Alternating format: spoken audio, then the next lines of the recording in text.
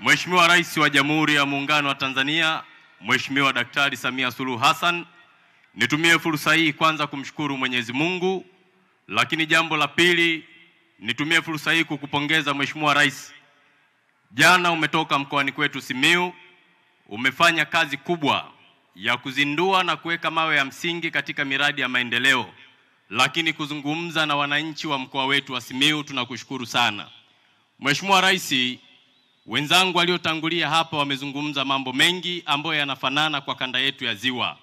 Jambo moja tu la kukuhakikishia Mheshimiwa Rais, mkoa wa Simiyu uko salama kama ambavyo ulifika na ukaona, na kazi kubwa inaendelea, na tukuahidi wajibu wetu uliotutuma wa kuhakikisha tunafanya kazi kwa bidii na kusimamia fedha zote za serikali ziende kuleta tija kwa wananchi. Kazi hiyo tutaifanya kwa uadilifu mkubwa.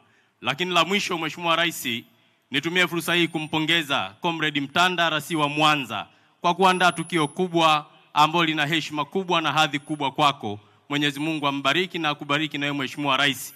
Tunakutakia kila laheri. Itoshe kusema tunakupenda Daktari Samia Suluhu Hassan, na Mwenyezi Mungu akutunze. Asante sana.